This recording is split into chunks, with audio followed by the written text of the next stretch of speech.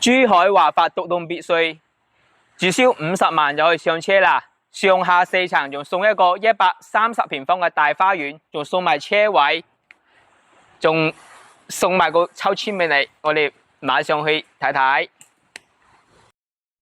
呢個獨棟別墅上下4層，面積310平方，實用面積去到500幾平方，仲送一個130平方嘅大花園，送2個車位。睇睇1樓啲間隔啱唔啱心水，唔啱心水嘅話，到時執翻間係嘛，自己再改造。接下來睇下我哋130平方嘅大花園。呢個花園130幾平方，有啲人屋企啊都冇130平方啦。咁大個花園係嘛？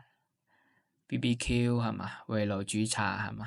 喺度曬曬太陽，運動下都好舒服啊！仲有個抽籤俾你啊！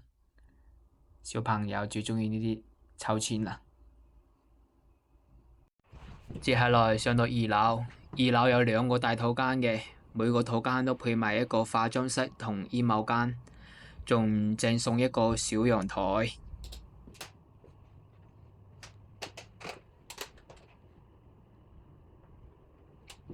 我覺得2樓都係專門為女士打造嘅，可以擺多啲衫，365日，日日着唔一樣啲衫，仲可以擺多啲化妝品嘅，真係啱晒啲女士啲衫啦。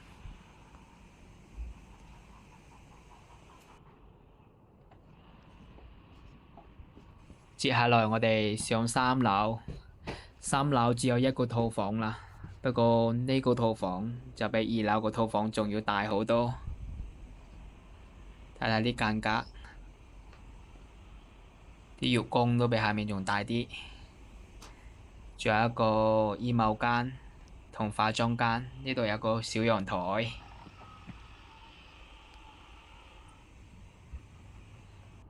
3樓仲有一個大平台，平時可以搞啲露營啲凳喺度享受下係嘛？BBQ 啊，搞活動都可以嘅。接下來我哋落最後一層負1睇睇，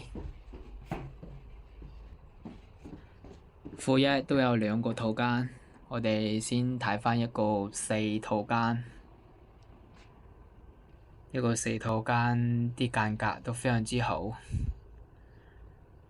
我有啲房住都好開心咯。所以業主朋友到時需要工人呢，隨時 call 返 Toby， 馬上過來返工。接下來睇最後一間房，呢間房有啲特別，佢嘅陽台呢係可以直通到我哋130幾平方嘅大花園嘅，就喺呢度啦，可以直接上去嘅。都有業主諗住把地下室盡量打通係嘛，搞成一個 K 房係嘛，有時搞聚會唱 K 仔，都係十分享受。